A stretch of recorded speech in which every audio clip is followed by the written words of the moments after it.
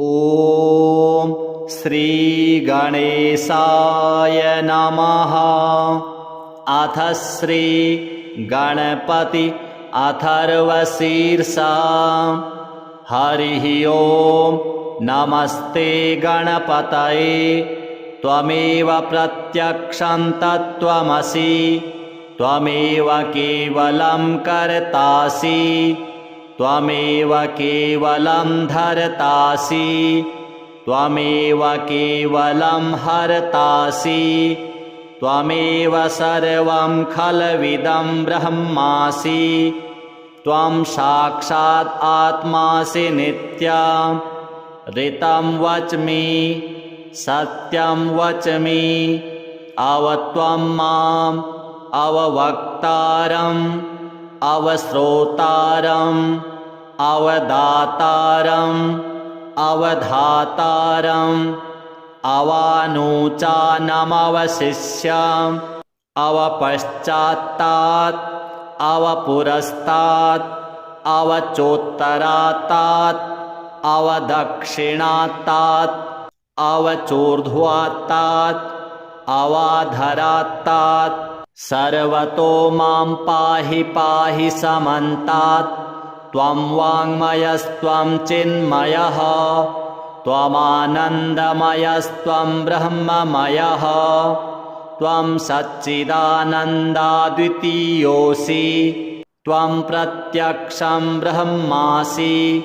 त्वं ज्ञानमयो विज्ञानमयोऽसि। सर्वं जगदिदं त्वत्तो जायते। सर्वं जगदिदं त्वत्तस्तिष्ठति। सर्वं जगदिदं त्वयि लयमेष्यति। सर्वं जगदिदं त्वयि प्रत्येति। त्वं भूमिरापो नलो निलो नभः। त्वं चत्वारि वाक्पदानि। त्वं गुणत्रयातीतः। त्वं कालत्रयातीतः। त्वं देहत्रयातीतः। त्वं मूलाधारस्थितोऽसि नित्यं। त्वं शक्तित्रयात्मकः। त्वां योगिनो ध्यायन्ति नित्यं। त्वं ब्रह्मा त्वं विष्णुस्त्वं रुद्रस्त्वं इन्द्रस्त्वं अग्निस्त्वं वायुस्त्वं सूर्यस्त्वं चन्द्रमास्त्वं ब्रह्मभूर्भुवः स्वरो। गणादीं पूर्वमुच्चार्य वर्णादीं तदनन्तरम् अनुस्वारः परतरः अर्धेन्दुलसितां तारेण रुद्धम् एतत्तव मनुस्वरूपम्।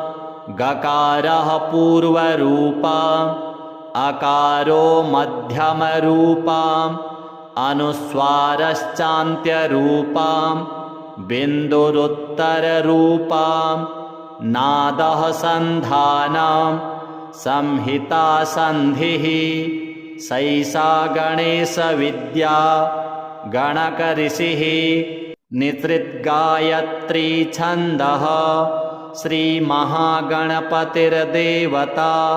ॐ गं गणपतये नमः। एकदन्ताय विद्महे वक्रतुण्डाय धीमहि तन्नो दन्ती प्रचोदयात्। एकदन्तं चतुर्हस्तं पाशमङ्कुशधारिणम् अभयं वरदं हस्तैर्बिभ्राणं मूषकध्वजं। रक्तं लम्बोदरं शूर्पकर्णकं रक्तवाससं। रक्तगन्धानुलिप्ताङ्गं रक्तपुष्पैः सुपूजितं। भक्तानुकम्पिनं देवं जगत्कारणमच्युतम्। आविर्भूतं च सृष्ट्यादौ प्रकृतेः पुरुषात् परम्। एवं ध्यायति यो नित्यं स योगी योगिनां वरः।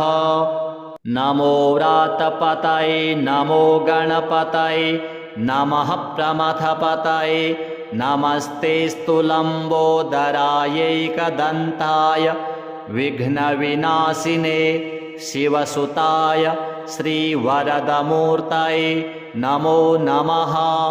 एतदथर्वशीरो योधीते स ब्रह्मभूयाय कल्पते स सर्वविघ्नैर्न बाध्यते स सर्वतः सुखमेधते स पञ्चमहापातकोपपातकात् प्रमुच्यते सायमधियानो दिवस्कृतं पापं नाशयति प्रातरधियानो रात्रिकृतं पापं नाशयति सायं प्रातः प्रयुञ्जानो अपापो भवति धर्मार्थकाममोक्षं च विन्दति इदम् अथर्वशीर्षम् अशिष्याय न देयम् यो यदि मोहाद्दास्यति स पापीयान् भवति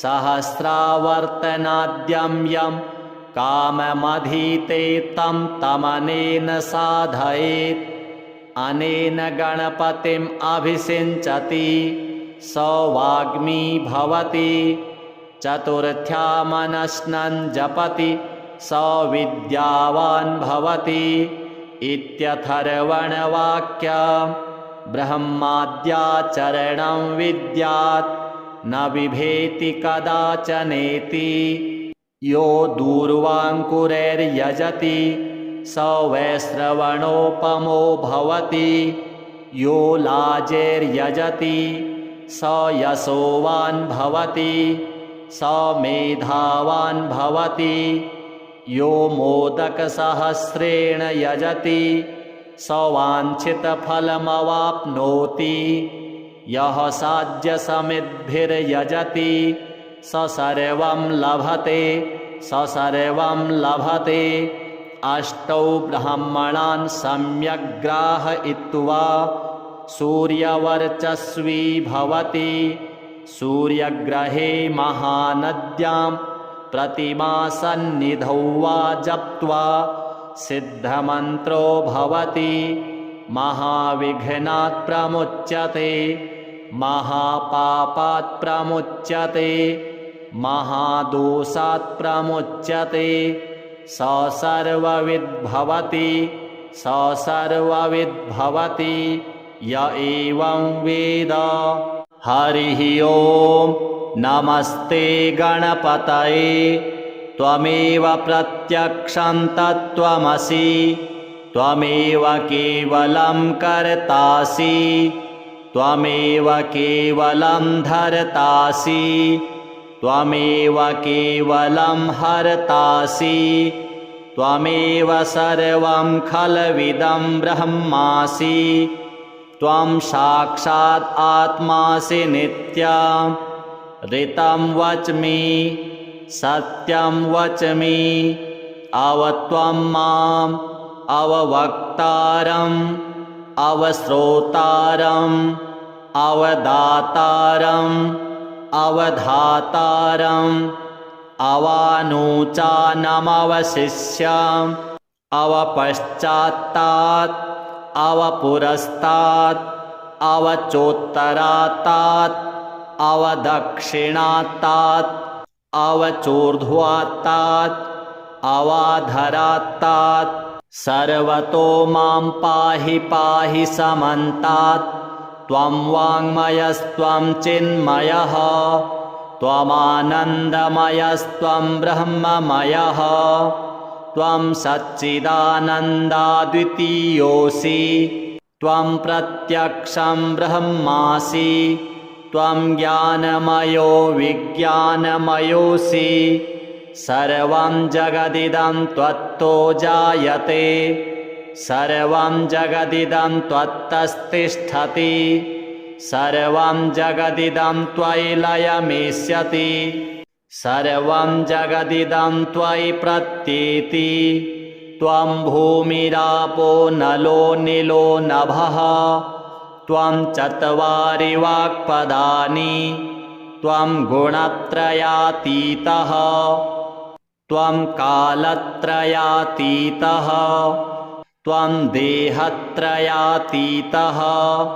त्वं मूलाधारस्थितोऽसि नित्यं त्वं शक्तित्रयात्मकः त्वां योगिनो ध्यायन्ति नित्यं त्वं ब्रह्मा त्वं विष्णुस्त्वं रुद्रस्त्वम् इन्द्रस्त्वम् अग्निस्त्वं वायुस्त्वं सूर्यस्त्वं चन्द्रमास्त्वं ब्रह्मभूर्भुवः स्वरो गणादीं पूर्वमुच्चार्य वर्णादीं तदनन्तरम् अनुस्वारः परतरः अर्धेन्दुलसितां तारेण रुद्धाम् एतत्तव मनुस्वरूपां गकारः पूर्वरूपाम् अकारो मध्यमरूपाम् अनुस्वारश्चान्त्यरूपां बिन्दुरुत्तररूपां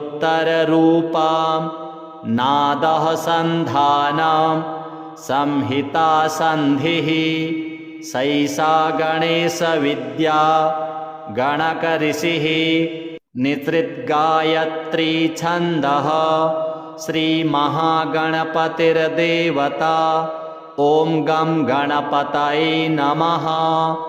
एकदन्ताय विद्महे वक्रतुण्डाय धीमहि तन्नो दन्ती प्रचोदयात्।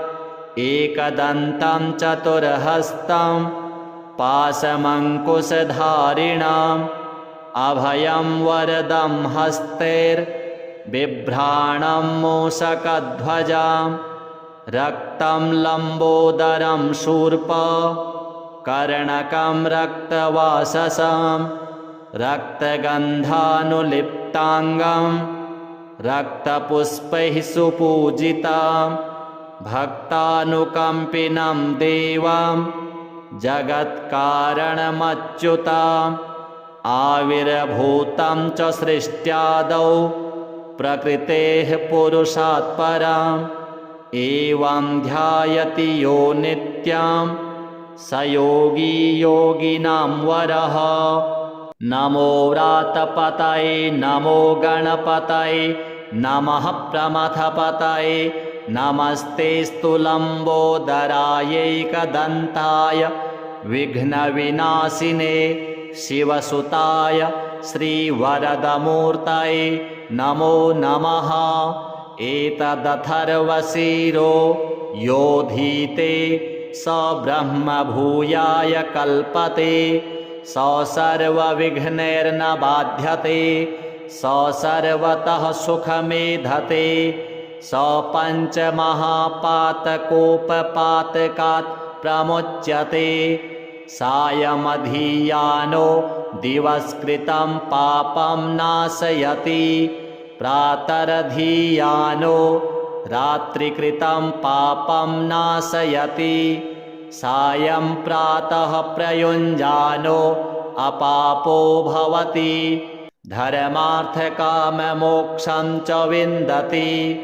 इदम् अथर्वशीर्षम् अशिष्याय न देयम् यो यदि मोहाद्दास्यति स पापीयान् भवति सहस्रावर्तनाद्यं यं काममधीते तं तमनेन साधयेत् अनेन गणपतिम् अभिषिञ्चति स वाग्मी भवति चतुर्थ्यामनश्नं जपति स विद्यावान् भवति इत्यथर्वणवाक्यं ब्रह्माद्याचरणं विद्यात् न बिभेति कदाचनेति यो दूर्वाङ्कुरैर्यजति स वैश्रवणोपमो भवति यो लाजैर्यजति स यशोवान् भवति स मेधावान् भवति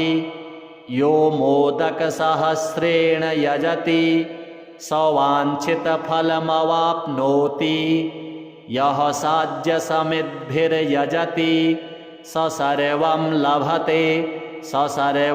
लभते अष्टौ ब्राह्मणान् सम्यग् ग्राहयित्वा सूर्यवर्चस्वी भवति। सूर्यग्रहे महानद्यां प्रतिमासन्निधौ वा जप्त्वा सिद्धमन्त्रो भवति। महाविघ्नात् प्रमुच्यते, महापापात् प्रमुच्यते, महादोषात् प्रमुच्यते। स सर्वविद् भवति, स सर्वविद् भवति य एवं वेद। हरिः ओं नमस्ते गणपतये। त्वमेव प्रत्यक्षं तत्त्वमसि, त्वमेव केवलं कर्तासि, त्वमेव केवलं धर्तासि, त्वमेव केवलं हर्तासि, त्वमेव सर्वं खल्विदं ब्रह्मासि। त्वं साक्षात् आत्मासि नित्यं। ऋतं वच्मि, सत्यं वच्मि, अवत्वं माम् अववक्तारम्, अवश्रोतारम्, अवदातारम्, अवधातारम्, अवानूचानमवशिष्याम्, अवपश्चात्तात्, अवपुरस्तात्, अवचोत्तरात्तात्, अवदक्षिणात्तात्, अवचोर्ध्वात्तात्, अवाधरात्तात्। सर्वतो मां पाहि पाहि समन्तात्। त्वं वाङ्मयस्त्वं चिन्मयः, त्वमानन्दमयस्त्वं ब्रह्ममयः। त्वं सच्चिदानन्दाद्वितीयोऽसि, त्वं प्रत्यक्षं ब्रह्मासि, त्वं ज्ञानमयो विज्ञानमयोऽसि। सर्वं जगदिदं त्वत्तो जायते, सर्वं जगदिदं त्वत्तस्तिष्ठति, सर्वं जगदिदं त्वयि लयमेष्यति, सर्वं जगदिदं त्वयि प्रत्येति। त्वं भूमिरापो नलो निलो नभः, त्वं चत्वारि वाक्पदानि, त्वं गुणत्रयातीतः, त्वं कालत्रयातीतः, त्वं देहत्रयातीतः, त्वं मूलाधारस्थितोऽसि नित्यं, त्वं शक्तित्रयात्मकः, त्वां योगिनो ध्यायन्ति नित्यं। त्वं ब्रह्मा त्वं विष्णुस्त्वं रुद्रस्त्वम् इन्द्रस्त्वम् अग्निस्त्वं वायुस्त्वं सूर्यस्त्वं चन्द्रमास्त्वं ब्रह्मभूर्भुवः स्वरो। गणादीं पूर्वमुच्चार्य वर्णादीं तदनन्तरम् अनुस्वारः परतरः अर्धेन्दुलसितां तारेण रुद्धाम् एतत्तव मनुस्वरूपाम्। गकारः पूर्वरूपाम्, अकारो मध्यमरूपाम्, अनुस्वारश्चान्त्यरूपाम्, बिन्दुरुत्तररूपाम्। नादः सन्धानं संहिता सन्धिः। सैषा गणेशविद्या गणकऋषिः। निसृद्गायत्री छन्दः श्रीमहागणपतिर्देवता। ॐ गं गणपतये नमः। एकदन्ताय विद्महे वक्रतुण्डाय धीमहि तन्नो दन्ती प्रचोदयात्। एकदन्तं चतुर्हस्तं पाशमङ्कुशधारिणम् अभयं वरदं हस्तैर्बिभ्राणं मूषकध्वजां। रक्तं लम्बोदरं शूर्पकर्णकं रक्तवाससं। रक्तगन्धानुलिप्ताङ्गं रक्तपुष्पैः सुपूजितां। भक्तानुकम्पिनं देवं जगत्कारणमच्युतां। आविर्भूतं च सृष्ट्यादौ प्रकृतेः पुरुषात् पराम् एवं ध्यायति यो नित्यं स योगी योगिनां वरः। नमो व्रातपतये नमो गणपतये नमः प्रमथपतये नमस्तेऽस्तु लम्बोदरायैकदन्ताय विघ्नविनाशिने शिवसुताय श्रीवरदमूर्तये नमो नमः। एतदथर्वशीरो योधीते स ब्रह्मभूयाय कल्पते स सर्वविघ्नैर्न बाध्यते स सर्वतः सुखमेधते स पञ्चमहापातकोपपातकात् प्रमुच्यते। सायमधियानो दिवस्कृतं पापं नाशयति प्रातरधियानो रात्रिकृतं पापं नाशयति। सायं प्रातः प्रयुञ्जानो अपापो भवति धर्मार्थकाममोक्षं च विन्दति। इदम् अथर्वशीर्षम् अशिष्याय न देयम् यो यदि मोहाद्दास्यति स पापीयान् भवति। सहस्रावर्तनाद्यं यं काममधीते तं तमनेन साधयेत् अनेन गणपतिम् अभिषिञ्चति स वाग्मी भवति। चतुर्थ्या मनस्नन् जपति स विद्यावान् भवति इत्यथर्वणवाक्यम्। ब्रह्माद्याचरणं विद्यात् न बिभेति कदाचनेति। यो दूर्वाङ्कुरैर्यजति स वैश्रवणोपमो भवति। यो लाजैर्यजति स यशोवान् भवति स मेधावान् भवति। यो मोदकसहस्रेण यजति स वाञ्छितफलमवाप्नोति। यः साध्यसमिद्भिर्यजति स सर्वं लभते स सर्वं लभते। अष्टौ ब्राह्मणान् सम्यग् ग्राहयित्वा सूर्यवर्चस्वी भवति। सूर्यग्रहे महानद्यां प्रतिमासन्निधौ वा जप्त्वा सिद्धमन्त्रो भवति। महाविघ्नात् प्रमुच्यते महापापात् प्रमुच्यते महादोषात् प्रमुच्यते। स सर्वविद् भवति स सर्वविद् भवति य एवं वेद।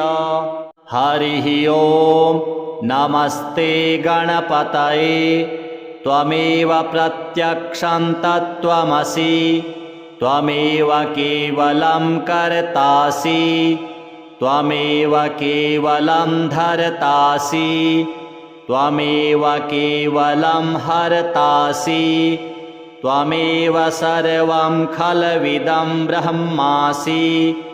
त्वं साक्षात् आत्मासि नित्यं ऋतं वच्मि सत्यं वच्मि।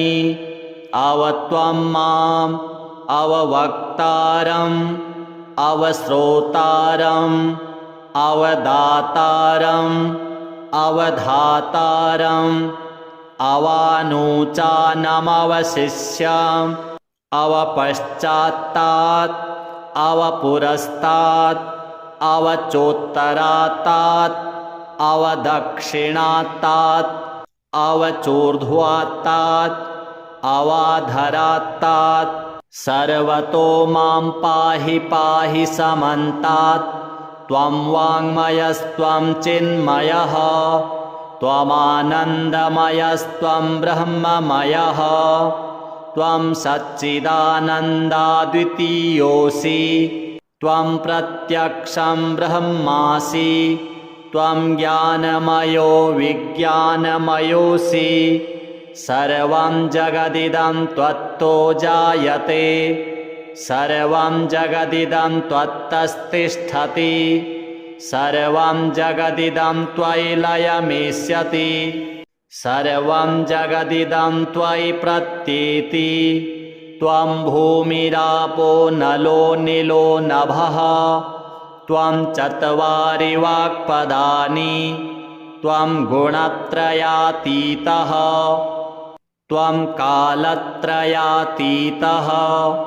त्वं देहत्रयातीतः त्वं मूलाधारस्थितोऽसि नित्यं त्वं शक्तित्रयात्मकः त्वां योगिनो ध्यायन्ति नित्यं त्वं ब्रह्मा त्वं विष्णुस्त्वं रुद्रस्त्वम् इन्द्रस्त्वम् अग्निस्त्वं वायुस्त्वं सूर्यस्त्वं चन्द्रमास्त्वं ब्रह्मभूर्भुवः स्वरो गणादीं पूर्वमुच्चार्य वर्णादीं तदनन्तरम् अनुस्वारः परतरः अर्धेन्दुलसितां तारेण रुद्धम् एतत्तव मनुस्वरूपम् गकारः पूर्वरूपम् अकारो मध्यमरूपम् अनुस्वारश्चान्त्यरूपम् बिन्दुरुत्तररूपम् नादः सन्धानं संहिता सन्धिः सैषा गणेशविद्या गणकऋषिः निसृद्गायत्री छन्दः श्रीमहागणपतिर्देवता ॐ गं गणपतये नमः एकदन्ताय विद्महे वक्रतुण्डाय धीमहि तन्नो दन्ती प्रचोदयात् एकदन्तं चतुर्हस्तं पाशमङ्कुशधारिणम् अभयं वरदं हस्तैर्बिभ्राणं मूषकध्वजं रक्तं लम्बोदरं शूर्पकर्णकं रक्तवाससं रक्तगन्धानुलिप्ताङ्गं रक्तपुष्पैः सुपूजितं भक्तानुकम्पिनं देवं जगत्कारणमच्युतम् आविर्भूतं च सृष्ट्यादौ प्रकृतेः पुरुषात् परम् एवं ध्यायति यो नित्यं स योगी योगिनां वरः नमो व्रातपतये नमो गणपतये नमः प्रमथपतये नमस्तेऽस्तु लम्बोदरायैकदन्ताय विघ्नविनाशिने शिवसुताय श्रीवरदमूर्तये नमो नमः एतदथर्वशीरो योधीते स ब्रह्मभूयाय कल्पते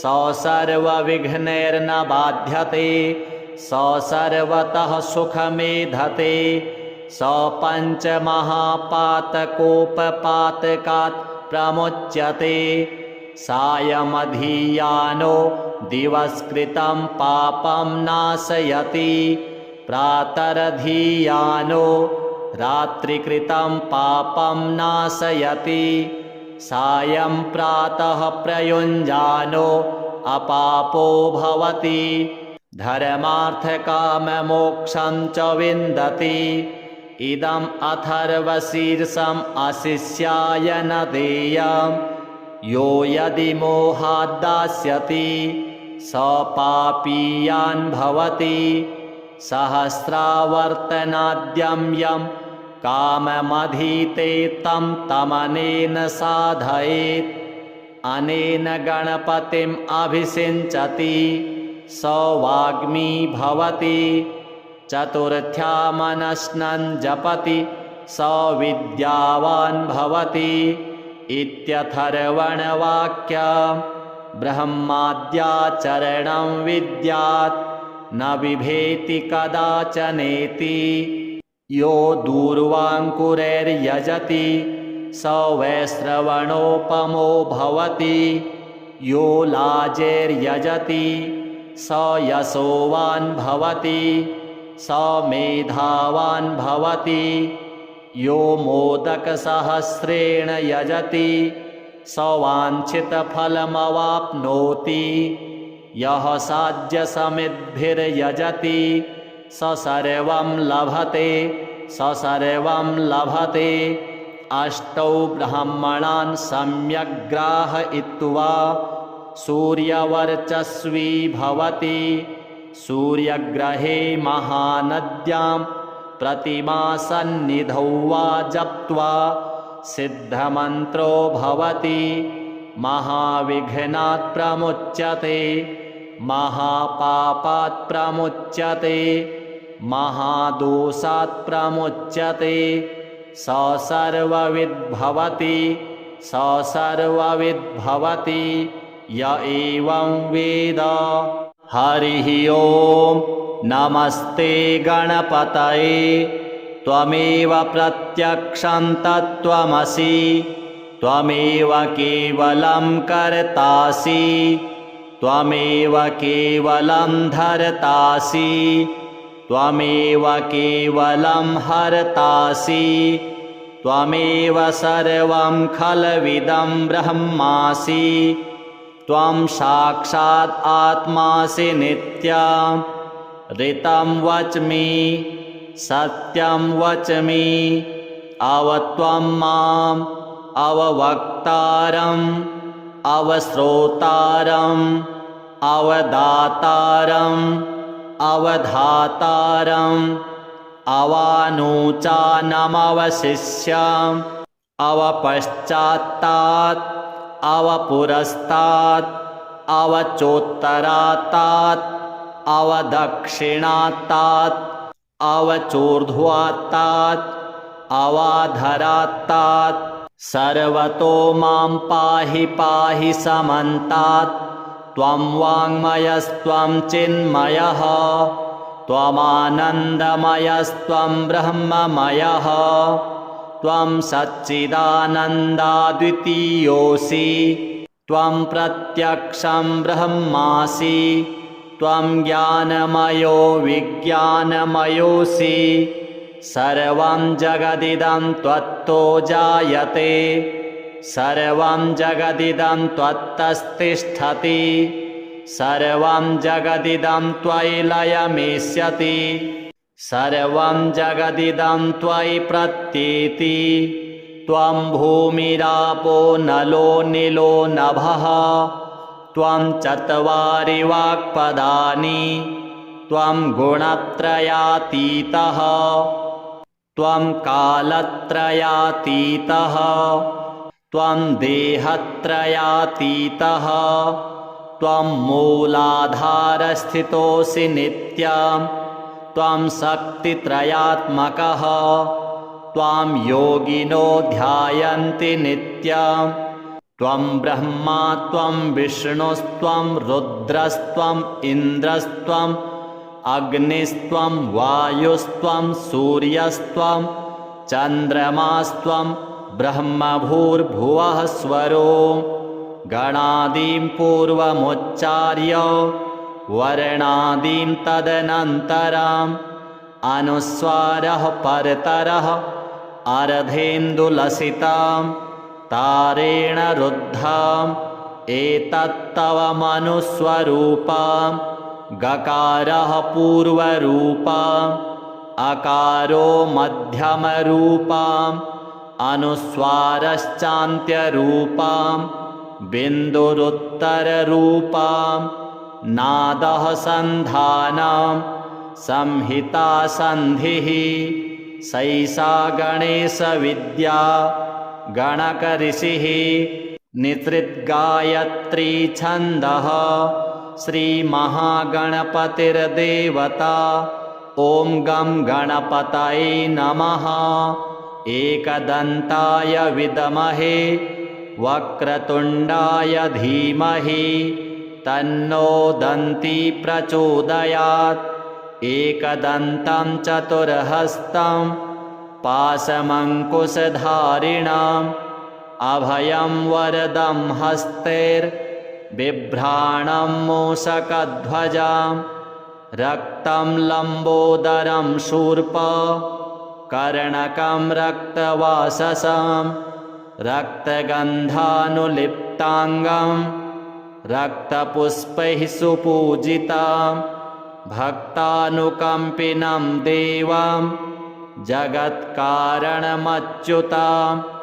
आविर्भूतं च सृष्ट्यादौ प्रकृतेः पुरुषात् परम् एवं ध्यायति यो नित्यं स योगी योगिनां वरः। नमो व्रातपतये नमो गणपतये नमः प्रमथपतये नमस्तेऽस्तु लम्बोदरायैकदन्ताय विघ्नविनाशिने शिवसुताय श्रीवरदमूर्तये नमो नमः। एतदथर्वशीरो योधीते स ब्रह्मभूयाय कल्पते स सर्वविघ्नैर्न बाध्यते स सर्वतः सुखमेधते स पञ्चमहापातकोपपातकात् प्रमुच्यते सायमधियानो दिवस्कृतं पापं नाशयति प्रातरधियानो रात्रिकृतं पापं नाशयति सायं प्रातः प्रयुञ्जानो अपापो भवति धर्मार्थकाममोक्षं च विन्दति इदम् अथर्वशीर्षम् अशिष्याय न देयम् यो यदि मोहाद्दास्यति स पापीयान् भवति सहस्रावर्तनाद्यं यं काममधीते तं तमनेन साधयेत् अनेन गणपतिम् अभिषिञ्चति स वाग्मी भवति चतुर्थ्यामनश्नं जपति स विद्यावान् भवति इत्यथर्वणवाक्यम् ब्रह्माद्याचरणं विद्यात् न बिभेति कदाचनेति यो दूर्वाङ्कुरैर्यजति स वैश्रवणोपमो भवति यो लाजैर्यजति स यशोवान् भवति स मेधावान् भवति यो मोदकसहस्रेण यजति स वाञ्छितफलमवाप्नोति यः साध्यसमिद्भिर्यजति स सर्वं लभते अष्टौ ब्राह्मणान् सम्यग् ग्राहयित्वा सूर्यवर्चस्वी भवति सूर्यग्रहे महानद्यां प्रतिमासन्निधौ वा जप्त्वा सिद्धमन्त्रो भवति महाविघ्नात् प्रमुच्यते महापापात् प्रमुच्यते महादोषात् प्रमुच्यते स सर्वविद्भवति य एवं वेद।